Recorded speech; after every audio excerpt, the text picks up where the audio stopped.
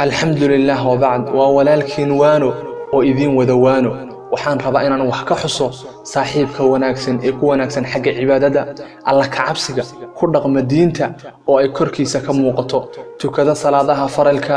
oo sooma haddaba aan wax yar ka tilmaamo qiimaha uu leeyahay saaxiibka wanaagsan hadduu ku waayo wuu ku soo doonayaa haddii aad cibaadada ka gasho qaflana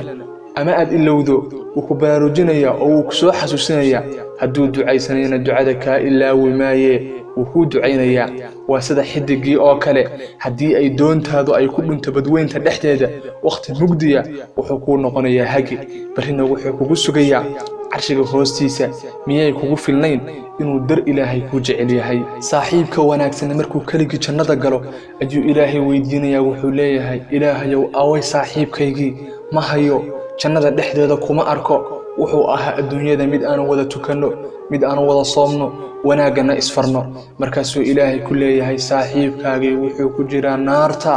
subxaanallah markaasuu saaxiibkii wanaagsana dhahaya ilaahayow farxadaydu iima dhammaystirmayso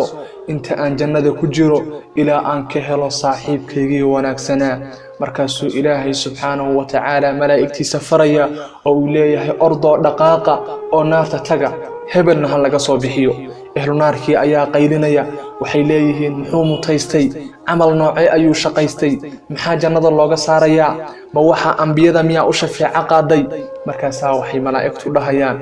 maya ee waxa u shafeeco qaaday saaxiibkiisii oo jannada ku jira allahu akbar bal qiyaas isagoo saaxiibkaagii wanaagsanaa ee aad lahayd وكو شفيع قاضو حسن البصري الله كره نقضي وحو يري بتصدا صاحبدا وناكسن مؤمنين تا مالين قيامه ويدين شفيع قاضيانه عمر الفاروق امير المؤمنين وحو يري لمسين ادمها نمعك وين ايمانك اما اسلام نمدا لمسين كان خير بدن صاحبك وناكسن هدو متكين هلا صاحب وناكسن متكين هدو صاحب وناكسن هلو يونسي ديني الله أكبر عجيب وحوير إمام الشافعي الله كره لنقضي حداد هليس صاحب وناكسن وقوقو كالمي أدعيد إلهي سبحانه وتعالى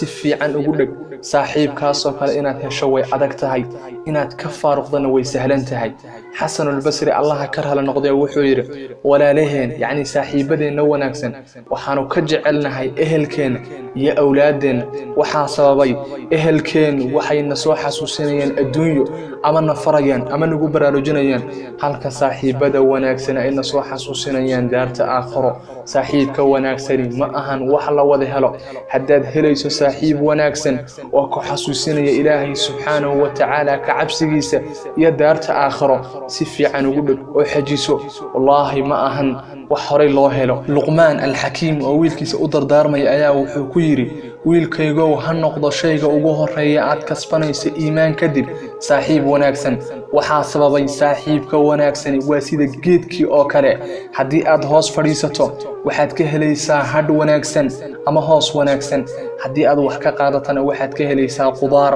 aad intifaacsato ama midho marnaba malahan saaxiibka wanaagsan cilado maqaamkiisa waa la sare yeelay inuu garabkaaga ahaadana waa nimco dadku aysan wada helin hanuunkaaga sabab ayuu u noqonayaa la joogidiisu waa daqiiqada aad u qiimo badan oo ilaahay subxaanahu wa tacaala ku xiran tahay saaxiibka wanaagsan ha noqdo sahaydaada raadi oo baro la saaxiib wehesho garabkiisa noqo si uu maalinta qiyaamaynta ku soo xasuusto oo kugu shafeeco qaado maalin maalmaha kamida ayaa waxa aad u xanuustay imaam Ahmed bin Hanbal kadibna waxa soo booqday saaxiibkiis imaam Shaafici dhammaantood Allah u wada naxariistay markuu imaam Shaafici arkay xanuunka saaxiibkii oo aad iyo aad u daran waxa haleeshay imaam Ahmed bin Hanbal murugo kadibna wuu xanuustay isagoo la murugaysan xanuunka saaxiibkii Ahmed bin Hanbal waxa ogaaday imaam Ahmed bin Hanbal inuu saaxiibkii imaam Shaafici xanuunsanayo kadibna wuu soo tukubay oo wuu soo booqday markuu arkay imaam Shaafici inuu soo booqday saaxiibkiis imaam Ahmed bin Hanbal ayuu wuxuu yiri imaam Shaafici saaxiibkay wuu xanuustay waan soo booqday waan xanuustay anigoo la murugaysan xanuunkiisa saaxiibkay Ahmed waa la soo caafiyay oo Ilaahay subxaanahu wa ta'aala ba caafiyay kadibna wuu isoo booqday aniguna waan caafimaaday caafimaadkaygana waxaa sabab u ah booqashada uu isoo booqday saaxiibkay Axmed bin Hanbal Allahu akbar bal qiyaas qiimaha iyo naxariista iyo galgacalka dhex yaala labada saaxiib wuxuu yiri Allah subhanahu wa ta'ala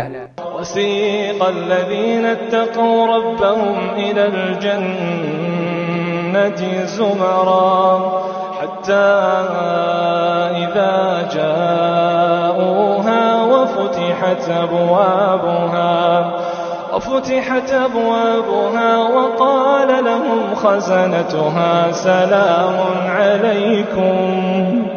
وقال لهم خزنتها سلام عليكم طبتم فادخلوها خالدين.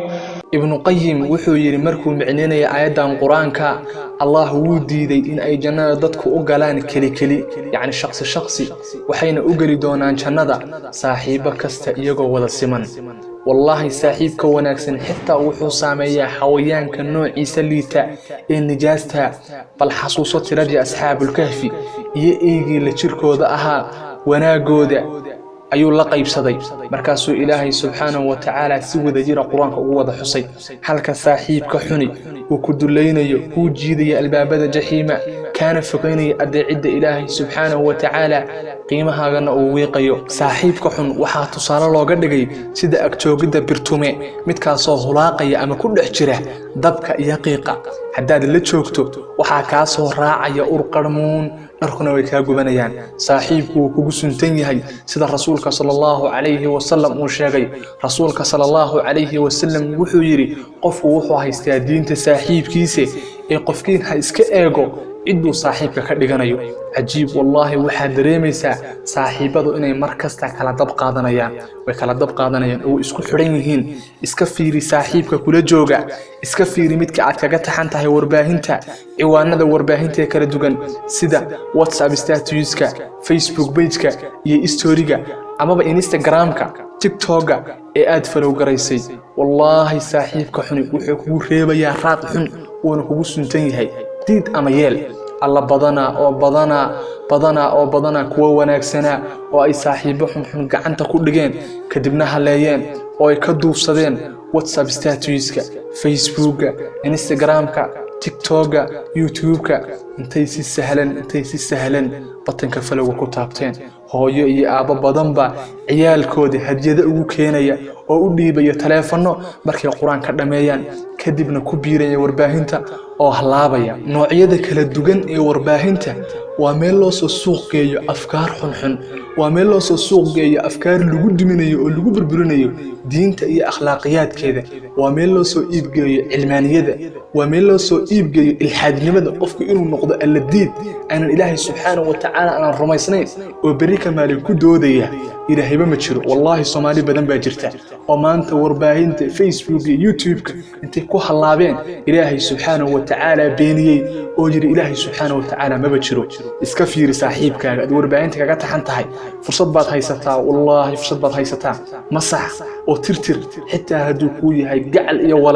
walaalaha aad statuska WhatsApp kaga taxan tahay ee aad fiirinayso ee heesaha iyo muusiqa iyo fuxshiga iyo fawaaxishta faafinaya ay ka qayb qaadanaya ee buunbuuninaya iska masax tirtir wax faa'iido ay kugu jirta malahan wallahi inaysan faa'iido kugu jirin adaa ku halaabaya waa tagaysaa waxaad arkaysaa waxyaalo badan oo maanta aad diidanayd waa bari agtaada ka fudud nabaday hadad dhaqaaqdo ma soo noqonaysid hadduu codkayga ku soo gaadhay wallahi nasiib baad leedahay saaxiibka kale uu ku suntan yahay oo saaxiibadu way kala dab qaataane saaxiibkaaga iska fiiri hadduu xun yahay jar oo gooy si uuran ku saamaynin hadduu wanaagsan yahayna waa nimca Ilaahay subhanahu wa ta'ala uu bixiye soo dhaweyso oo gacal ka dhigo si uu maalinta qiyaamada ugu shafaaco qaado markaan ku leeyahay saaxiib kama hadlayo midka aad waxbarashada iyo ganacsiga nolosha adduunyada aad ku saaxiibteen waxaan ka hadlayaa saaxiibka wanaagsan ee Ilaahay subhanahu wa ta'ala ku xiran ee markaad aragto aad soo xasuusto daarta aakhiro kaas ee sheegaya waxaan u baahanahay codkan haddii aad dhageysatay oo aad dhamaysatay laba arrimood baan ka codsanayaa arinta koowaad waa inaad Ilaahay subhanahu wa ta'ala dambi dhaaf aad weydiisaa arinta labaad waxaan ka codsanayaa inaad codkan walaalaha kale muslimiinta aad gaarsiiso إلهي وربي ورحمانه عد ألا لعد كستو عد كان فافسة إلهي ودنبي قود الداف ودنبي والد قود الداف وما ننتقي يا موحد كردكتا كو عرش الإلهي سبحانه وتعالى هو سيسار صندونا. السلام عليكم ورحمة الله وبركاته.